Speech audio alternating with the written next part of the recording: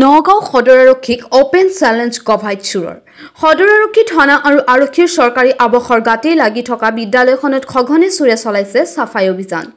চুৰৰ উপদ্ৰৱৰ পৰা ৰক্ষা পাবলৈ বাৰে বাৰে আৰক্ষীক আবেদন নিবেদন কৰিও কোনো সুফল পোৱা নাই বিদ্যালয় কৰ্তৃপক্ষই। চুৰৰ উপদ্ৰৱৰ বাবে এতিয়া বিদ্যালয় চলাবলৈ অপাৰগ হৈ পৰিছে বিদ্যালয়খনৰ প্ৰধান শিক্ষকগৰাকী। নগাঁও সদৰ থানাৰ সমীপত থকা নুৰুদ্দিন আহমেদ মধ্য ইংৰাজী বিদ্যালয়ত সংঘটিত হোৱা এনে ঘটনাই এতিয়া উদ্বিগ্ন কৰি তুলিছে বিদ্যালয়খনৰ শিক্ষকৰ লগতে অভিভাৱকসকলক। উল্লেখ্য যে মাধৱদেৱৰ তিৰুভাৱ তিথিৰ দিনাখন বিদ্যালয় বন্ধ থকাৰ সুযোগ লৈ চুৰে চলাইছিল লুটপাট। বিদ্যালয়খনৰ বহু মূল্যৱান সা সামগ্ৰী লুটি নিলে চুৰে। ইয়াৰ পূৰ্বেও বহুবাৰ বিদ্যালয়খনত চুৰে সংঘটিত কৰিছিল চুৰি কাৰ্য।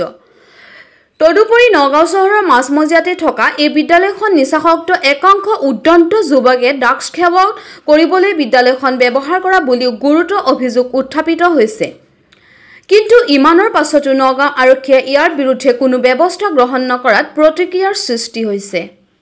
সহকাৰী শিক্ষক মই আজি প্ৰায় 15 বছৰ ধৰি এখন বিদ্যালয়তে কাম কৰি আছোঁ, কিন্তু দেখিছোঁ আজি বহুদিন ধৰি মানে চুৰৰ উপদ্ৰৱটো আছেই, লগতে পৰিৱেশ আপোনাৰ ড্ৰাগছ খোৰ কিছুমান ল'ৰা আহে আৰু সিহঁতে আমাৰ স্কুলটো ছুটি হোৱাৰ লগে লগে মানে বহি পেলাই সিহঁতে ড্ৰাগছ খাই হেৰি খায় দিনতে।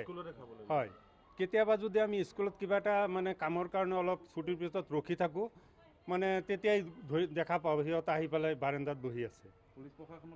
আমি এই বিষয়ে পুলিচ প্ৰশাসনক কেইবাবাৰো জনালোঁ, কিন্তু কোনো পদক্ষেপ আমি সুফল পোৱা নাই। আৰু আগতেও আমাৰ বিদ্যালয়ত চুৰি হৈছে, কিন্তু এই চুৰিৰ ক্ষেত্ৰত আমি যিমান পুলিচ প্ৰশাসনক জনোৱাৰ পিছত তেখেতসকল আহি পেলাই ইনস্পেকশ্যন কৰি ৰিপৰ্ট লিখি লৈ যায়, কিন্তু পিছত আৰু সেইখিনি মানে একো ফল পোৱা নাযায়।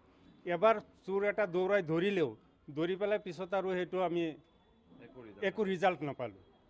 তো এনেকুৱা যদি হয়, চাওক টাউনৰ মাজমজিয়াত এখন স্কুল, আমি এই বিদ্যালয়খনৰ মানে পুলিচ থানাখন ওচৰতে, আৰু এইখন বিদ্যালয়ৰ ঐতিহ্য আছে। ইমান পুৰণা এখন স্কুল, আমি চুৰৰ উপদ্ৰৱৰ কাৰণে মানে ল'ৰা ছোৱালীক কোনো বস্তু ৰাখিব নোৱাৰোঁ। যিকোনো বস্তু এটা থোৱাৰ পিছদিনাখন চুৰ হৈ যায়। গতিকে আমি শৈক্ষিক ক্ষেত্ৰত মানে বহুত অসুবিধা পাইছোঁ। গতিকে মই অনুৰোধ জনাইছোঁ আমাৰ ডিপাৰ্টমেণ্টৰ লগতে প্ৰশাসনকো অনুৰোধ জনাওঁ যাতে আমাৰ এই এটা সুস্থিৰ পৰিৱেশ আনি দিয়ে, আমি যাতে শিক্ষাদান বিদ্যালয়ত ভালকৈ কৰিব পাৰোঁ। মই নুৰুদ্দিন আহমেদ মধ্য ইংৰাজী বিদ্যালয়ৰ IC মহম্মদ আহমেদ আলী মোৰ নাম। আৰু বিদ্যালয়খন অৱস্থিত বজাৰৰ মাজমজিয়াতে হয়। থানাৰ পৰা মাত্ৰ 50 মিটাৰমান হ'ব, পাৰিলে আৰু কমেই হ'ব। সন্মুখতে পুলিচ কোৱাৰ্টাৰ। এই বিদ্যালয়খনত মানে বছৰেকত 8 মাহে চুৰ হয় বুলি ক'ব পাৰি। মানে প্ৰতিমাহে 2-3বাৰকৈ চুৰি হোৱা ৰেকৰ্ড মোৰ তাত আছে। ইতিমধ্যে মই থানাত জমা দিছোঁ। আৰু গৰমৰ বন্ধটো চুৰ হৈছে 2বাৰ, মই জনোৱা নাই, কাৰণ বহুতবাৰ জনোৱাৰ পিছত যিহেতু মই একো সুফল পোৱা নাই। মেনেজিং কমিটি কৈছে জনালেনো আৰু কি হ'ব, ইয়াত মানুহ ৰখাৰ ব্যৱস্থা কৰিব লাগে। আৰু আমি মানুহ তেনেকৈ বিচাৰিও আছোঁ, মানুহ ৰখীয়া হোৱাকৈ পোৱাগৈ নাই। মই DI-লৈকে মই জনাইছোঁ, অৱগত কৰাইছোঁ চুৰি কাৰ্য হৈ আছে।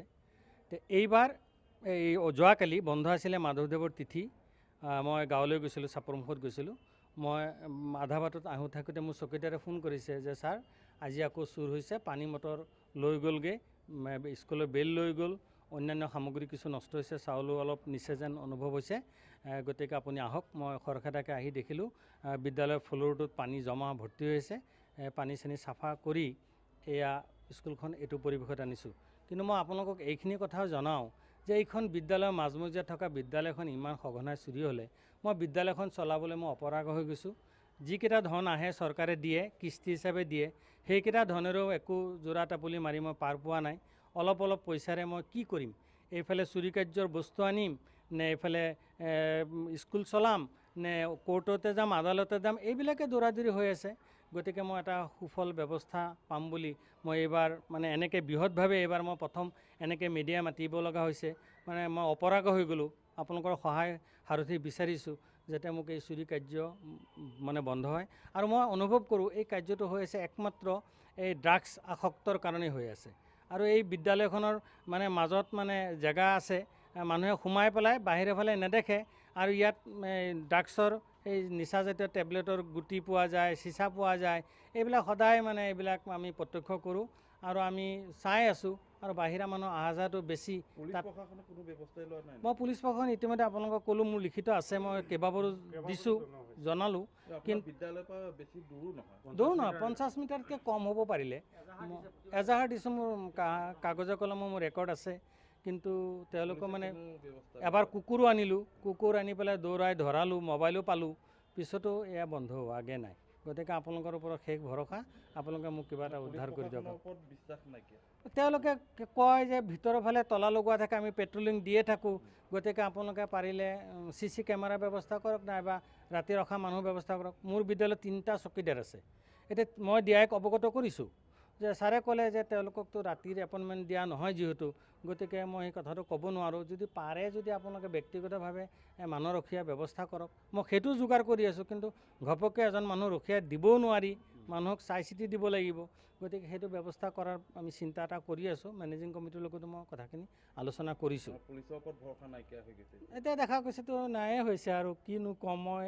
তেওঁলোককো মই তেওঁলোকে বুজিয়ে পাব, মই আৰু কিনো ক'ম কথাটো আপোনালোকেও বুজি পাব যে বিষয়টো তেওঁলোকক যিহেতু অৱগত কৰিলোঁ, মই একো ধৰিব পৰা নাই। মই ধৰাব তেওঁলোকেও চেষ্টা কৰিও বিফল হৈছে। গতিকে মই ভাবোঁ কিবা ব্যৱস্থা কৰি হ'লেও এইটো কৰক। আৰু আগতে LED লাইট নাছিলে, 1 2 3টা লাইটৰ ব্যৱস্থা কৰিলোঁ বিদ্যালয়ত। চৰকাৰৰ ফালৰ পৰা 3টা LED লাইট লগোৱাৰ পিছতো এইটো বন্ধ হৈ থকা নাই। পৰিৱেশটো ধন্যবাদ।